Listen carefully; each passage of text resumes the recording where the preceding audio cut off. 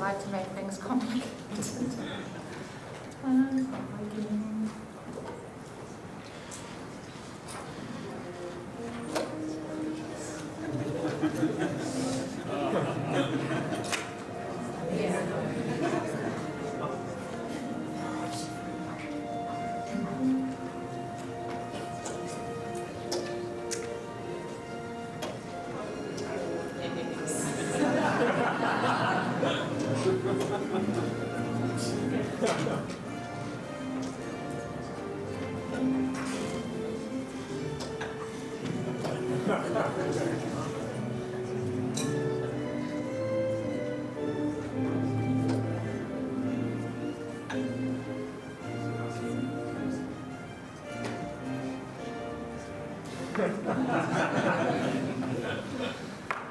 I was really looking forward to this this presentation. It's, as you know, my name's Lieutenant Commander Van Rensburg. And good afternoon, Enterprise.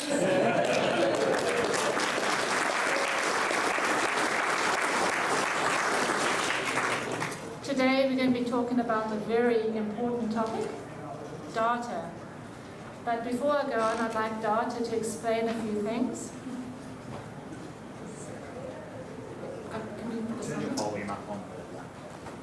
It's on full volume. I need tech help.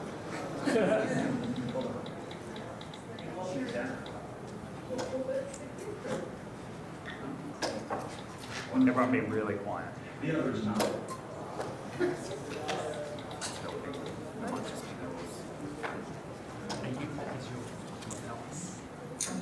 Yep.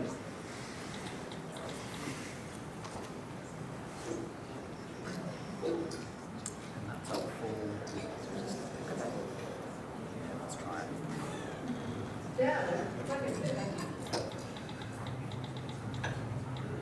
Data.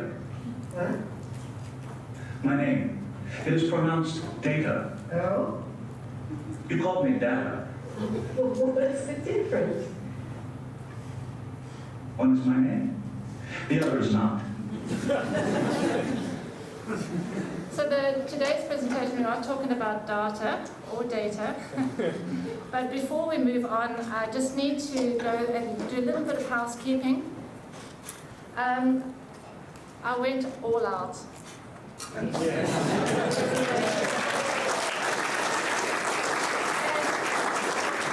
I thought I couldn't stop here. I also had to go here.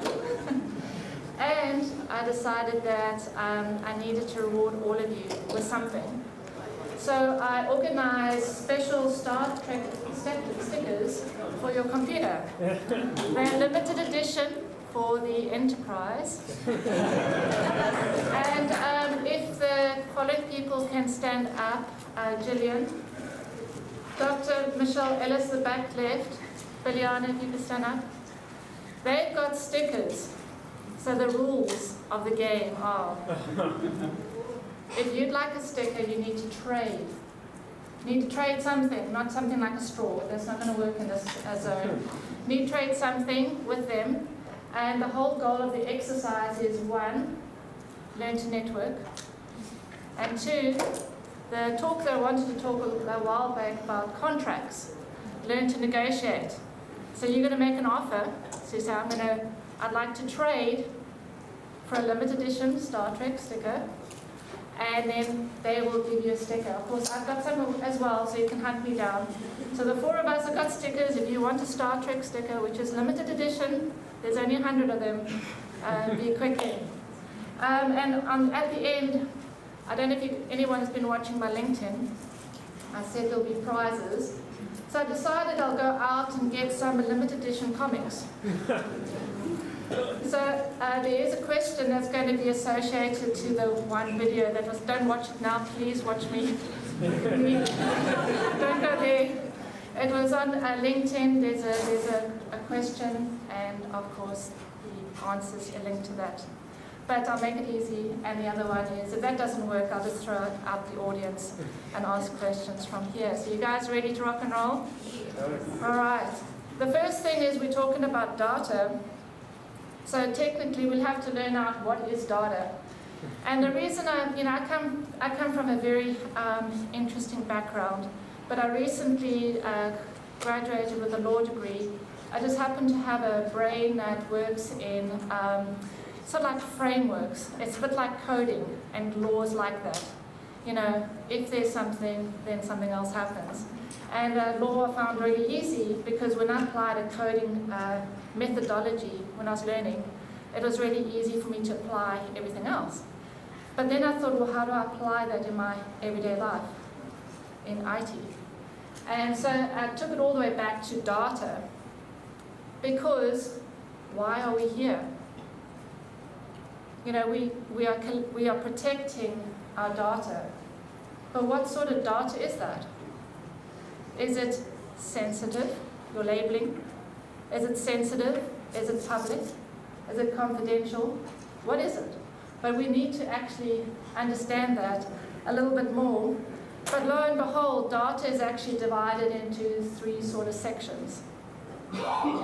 Now, the first person who enters into data, or the data realm, can be a little bit overwhelmed because what the hell does that mean? Structured, unstructured, semi-structured.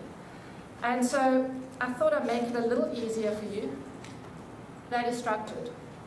Nice and order. It's a bit like law. If then you got to everything, or everything is structured. Most people who don't know, this is where you're going to have a challenge when you're dealing with C-suiters. They don't understand this. They say, oh, you know, this is data. Yeah, that's data too. Your passports, your images, but it's all unstructured. There's no order to it. It's not the same thing. Your field names are not the same. Every document that you get through your system, may it be physical that you've got to scan in, or digital, will have a different set of rules or frameworks. And of course, most of you guys have been talking about that. You also get semi-structured data, which is used to pull data, your different type of code that will have sort of some information in it. But of course, we're not just here about data, because I gave you 2 elements in my talk. One is IT, other one is law. And when I've been working with businesses, one of the reasons I wanted to be here is like, I hear the same things all the time. The big word is data breach. What is a data breach? I'm sure all of you are going to find out. We're going to go on this journey, so hopefully you're going to enjoy it as we go along. But I'm also going to get some help. Look, this is an enterprise. It's a very big ship. There's a lot of you crew that are experts in different areas, but I'm going to have to call in a little bit of help. So what I've decided to do is we need to figure out why we should protect data. Because obviously, as you know, the board got hold of data and started making modifications under Cybercrime Act. Should arrest them straight away. And so I've decided to get just a little bit of help. But before we go there and I pull in my help, I'd like to actually just explain a little bit more about this journey we're going to go. And unfortunately, I've locked the doors. Doors locked? Yes. No one's leaving. We're going to learn about privacy. And the reason we're going to learn about privacy is because most of you in the IT realm, and so you have IT and you have privacy. Now I want you guys to get together and have a party. You guys form a great team. You guys got to come together. You have one language, privacy has another language. Let's get the language together so that you can actually form a big team and help protect data from the boards. So, of course, being the Brenda that I am, I decided to write my own privacy policy for the Starfleet Command. And we're going to look at 7 sections. But I wanted to make it a little bit more real and show you the Australian privacy principles. I'll be using APP. Now, APP 9, if you can just look on there, is the government identifiers. I'm not going to be talking about it, although I might have highlighted it. Did I? No, I didn't. That is just a unique set of characters that your tax file number is a government identifier, your Centrelink number is a government identifier. You cannot use or disclose a government identifier. Yes, we are doing it. Please give me your tax file number. Okay. Please give me your Centrelink number. Okay. That's how the business uses it. That becomes a problem. But we're not going to talk about that. We're going to talk mostly about things, my bane bearer when I work with businesses. What I see them, the one is transparent management, the privacy policy, which is actually something I raise quite a bit. If we are going to give consent to how businesses are going to collect and use our data, don't you think we should go a little bit more granular with that, like the general data protections our European cousins doing on the other side of the pond? We're also going to talk about APP3, which is a collection of personal identifiables. That acronym PI means personal identifiables, or personal information. APP6, use and disclosure of information. And we're going to talk about cross-border disclosure, when we transfer information or data from one country to another, from one galactic environment to another. The quality of personal identifiables, very important for the AI realm. If you don't have good quality, you're going to get errors. Don't know anybody who's going to be merging into the artificial intelligence world, but errors are coming. Watch that headline. And of course, the most important, security of person. That's why you guys are here, the security of information. So what it looks like side by side, very similar. And this is really important because this is our Australian privacy principles. And on the left, if you look at any other country in the world, you will find similarities. The GDPR, General Data Protection Regulations, CCPA, California Consumer Protection Act. Every privacy, you can't go, sorry.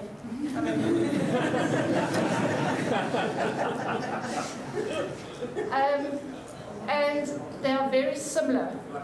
And the reason I'm actually hoping to take you down this journey is because you guys are working, you're in the IT, you're in the front line. And so when you see things happen, you need to raise it through your team leaders, or if you're in an executive position, you need to raise it higher. Because if this is happening, guess what? Penalties, $20 million, or loss of job under the Corporation Act, depending which legislation me, if I get involved, will dump on you guys as a business. So I've decided we need the computer. So, computer. Yes, Lieutenant Commander Van Rensburg. Privacy policy. We need the privacy policy, please. Slow. Lieutenant Commander, here is a list of documents linked to privacy. The Starfleet's privacy policy is in red. Well, thank you, computer. You're welcome.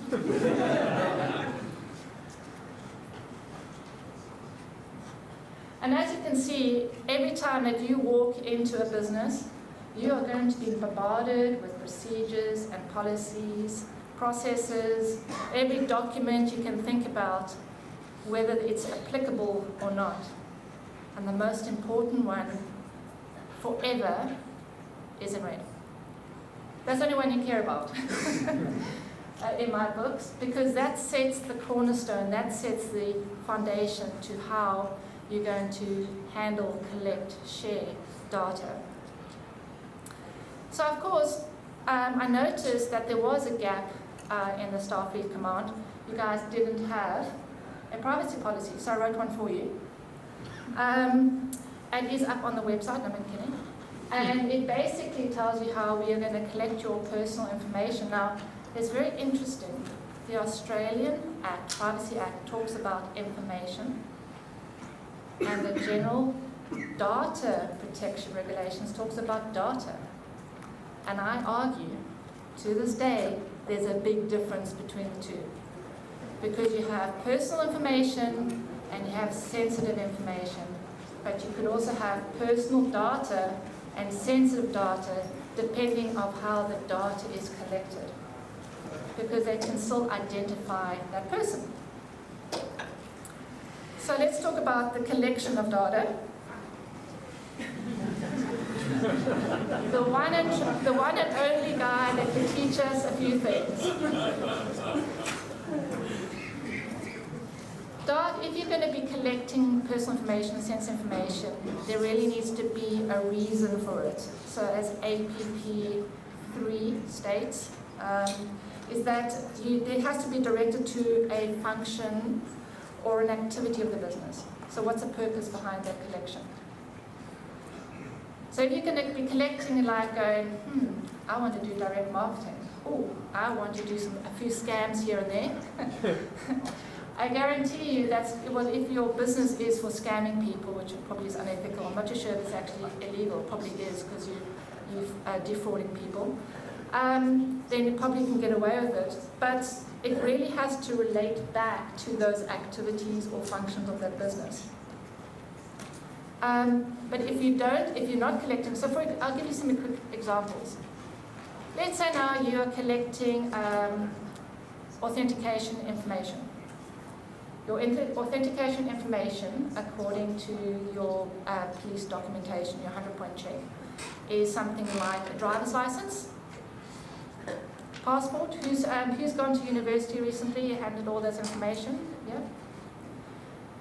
Driver's license, passport, transcript, your personal information, where you live. All of that information is personal and sensitive information. That's a collection. And either it's a collection for going into university or for authentication purposes. Now, if I've collected something for authenticating my customers, do I have the right to store it permanently? No, correct. And so you guys are in that position to ask that question. Why are we collecting this information? What is the purpose? The purpose is for authentication purposes. Do we need to keep this permanently in our servers? You know, you've got a lot of storage, so we shouldn't really be doing that. And that's what you should be asking those questions. What's the purpose behind it? If it's a record, you've got the Records Act. You've got to keep that information for 25 years. Who works in government? Yeah. If you're collecting information or personal information or data that is put under the guise of a record, even authentication material, you're keeping it for 25 years. How does everyone feel about that? Your information, your driver's license and your passport, your bank cards, your credit cards, everything on that list is kept in that system for 25 years. That's an awful long time. But the reason we collect information is also we want to use it and we'll disclose it. I mean, if I'm going to be giving my information, I want that person to contact me. I want the university to call me back and go, hey, here's my telephone number, call me back. Yes, you're in. Yay! No, you're not. Oh, please erase my data. But if you look at the APP 6, you'll notice there that they cannot disclose it for outside of which it was collected. You cannot use it outside of that purpose.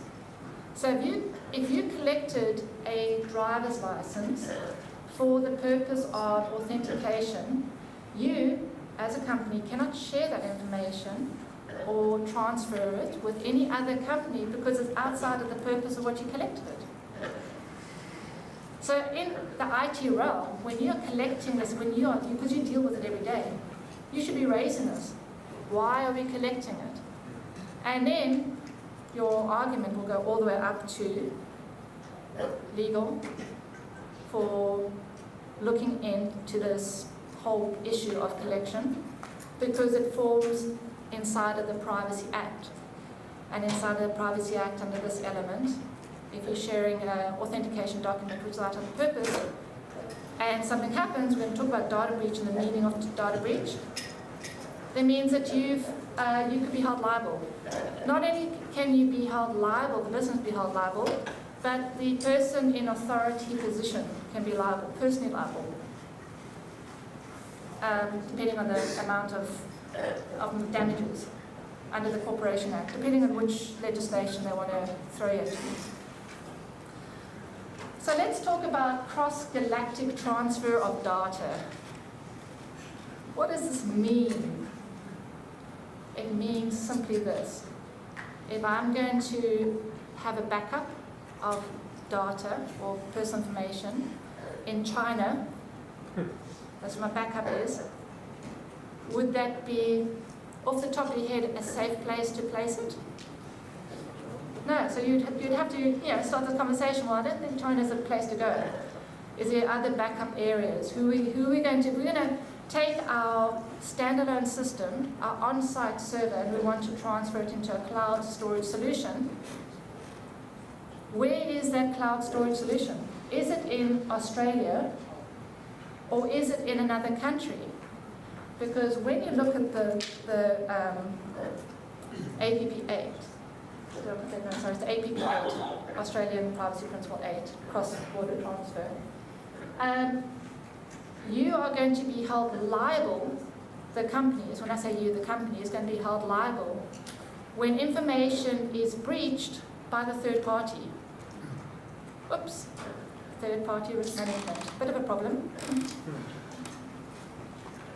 But now we come down to the last thing, which is quality of data. No, it's not the last thing, it's almost there. Quality of data. Yes, it's also on the privacy principles. If your quality of data is incorrect, and I'll give you an example. So what happened was, in a case, there was a person that went to the medical doctor for information. They'd had tests done. And they gave them the email. And they got the results. The medical practice got the information. And then emailed the results back. But they had the wrong email.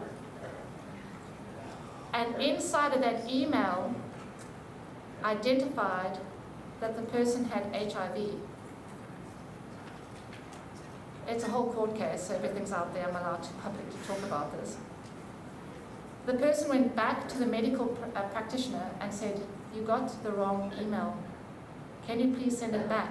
This is my email." Next thing you know, they emailed the person again, the wrong person. They never corrected it, so they broke the Privacy Act. They were fined $75,000, which was a pretty good local event, because they firstly didn't have the quality of data. The quality of the data that they collected wasn't correct, and they didn't correct it when the person asked them to correct it. So they breached two of the fundamental APPs. Also, when you're dealing with an autonomous system, or when you're dealing with artificial intelligence, the quality of data is going to impact your output. So if you're going to put input, if you're going to use an algorithm, and there have been quite a few cases where your payment or your discount has been impacted.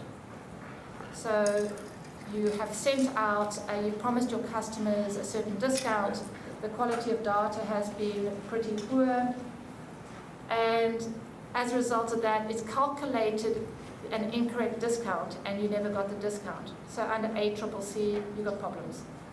And it just on and on and on and on and on.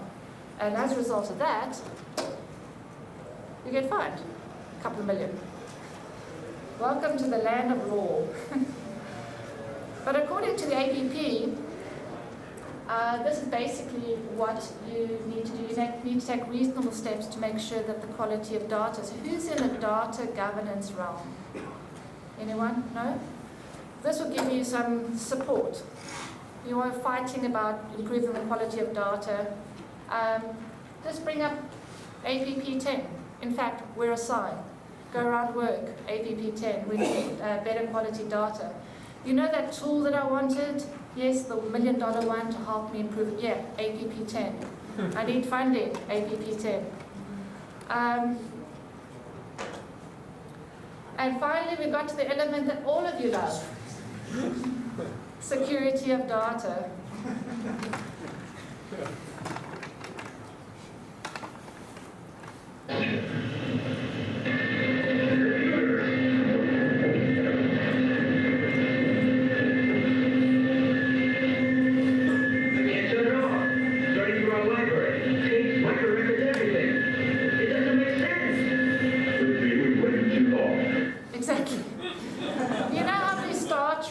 videos and episodes I had to go through for all these jokes. Man, I tell you what, I'm an expert now.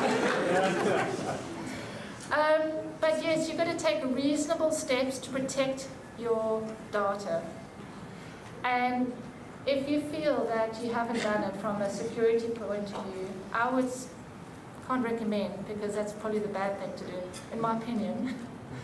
I would take up the argument further up the chain to your leaders, your team leaders or management, and just raise the areas that you need. Because we're going to also be talking about something else right now, which is this. Now, the word data breach is thrown around quite frequently. I'm going to, in my opinion, I can't give advice, because if it's got advice, it's legal advice, it could come back at me. I don't want to be liable for any bad advice. So it's in my opinion that you never talk data breach, you never write data breach, you never speak data breach, ever, and call it an incident. Until the legal team have identified, the compliance team, the legal team and privacy have identified that it is a data breach. And I'll tell you why. There's a new piece in the Privacy Act coming in where the commissioner can now investigate a data breach. They can come into your business and start looking through all your emails. And if somebody in the lower section, maybe a graduate, they said there's a data breach, yes, it just becomes a little bit of a nightmare. So, just my opinion, call it an incident or an event. And now let me run you through this. A data breach has happened, now this is taken out of legislation. Unauthorized access to, unauthorized disclosure, loss of personal information, and the big word you all need to remember, and. They're not separate, they are together. It's not or, it's and. And the access, disclosure, losses caused imminent harm or caused a serious harm of the individuals of that information. So you can have disclosure of information, has it, and this is where law comes in, so that's why you can't call it a data breach and talk about data breach, because the lawyers have to come in and identify this. They've got to determine, is there a chance of harm? So I'll give you an example. In one of the cases, there was a couple and they had divorced. The wife was working in the business. The husband was estranged. He was a domestic violence person. It could be the other way. We could make it the male was domestic violence, because it can happen to men or women. But what he was doing, he was stalking her. So he called the company and said, is so-and-so working today? And the frontline person had no knowledge about the event, said yes. He now knew that his ex-wife was working in that building that day. The whole business knew what was going on, so they were very helpful, except the front line. All of a sudden, there was loss of personal, unauthorized disclosure of personal information, which led to the result in serious harm, because he ended up waiting outside of the building. Imminent harm, possible serious harm. Lawyers were brought in, of course, remedies were brought in, and it was a big saga. But that's an example of when you connect the two together. And that's why lawyers and the legal team, the privacy team have to come together. That's why you need them on board. You go, hey, I've got this issue. It's an incident. It's an event. What do you think? Should we raise the bar? And if we leave it for them to decide. Now, the challenges with data is frank evaluation. When I was reading the paper, I know boring, I also don't have a social life, financial review, I just happened to read this. Who sees a problem with this? I highlighted it. According to AusSuper Chief Executive Paul Schroeder, 9,915 of them are named Chris. Who's Chris in this room? One, do you have an Australian super? No. Okay, so you're not one of those. You know, I can't look at Chris the same way anymore. I can't. I go, are you the Chris with an Australian super? And I'm just wondering, was that unauthorized disclosure? Let's put you to the test. Is that unauthorized disclosure? Yes. But, and, is there a chance of imminent harm? No. So it failed in the second element. Good. Well done. Really great.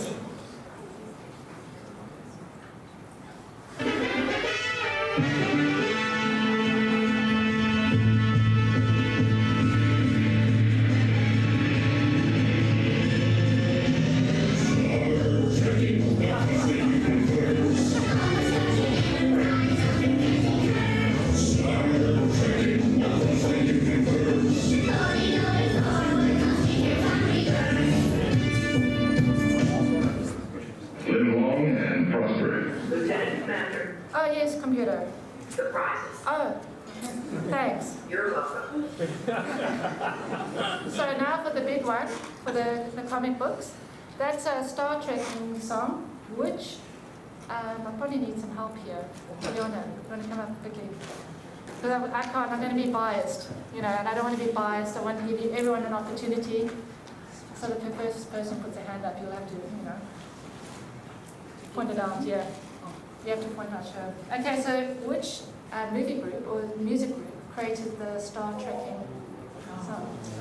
Oh, I saw it right there.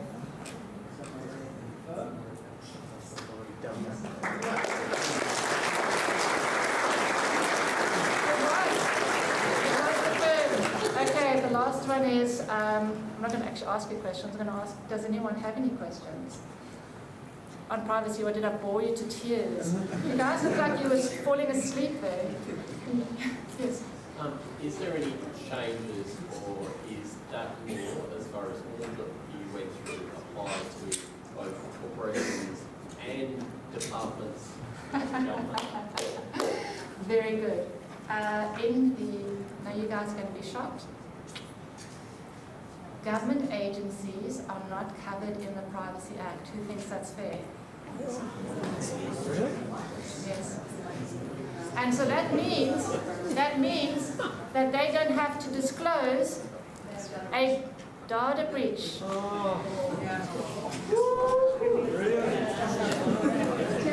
That's an upsetting news, right? They actually deserve it.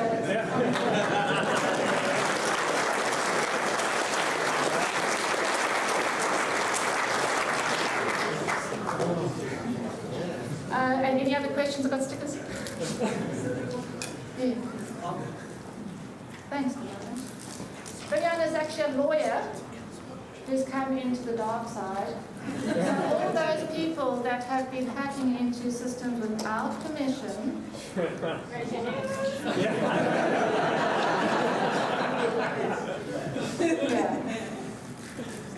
Yeah. I was listening, I was like, oh, did you get consent? In writing? I had it as all right, so questions up there? Yes. You mentioned certain circumstances there wherein data, when it's like actually breach, is considered privacy breach. Yeah. Now, would you consider employees, authentication activities as this is part of workplace surveillance monitoring once it is, part of, let's just say, a ransomware breach, it got, leaked out? Would this employee be able to go back to the employer and say, hey, these are my data that's out there, like my surfing, all my stuff is now out there, would that be considered personal data breach? Okay, so it falls on tort, and an element of tort is causation.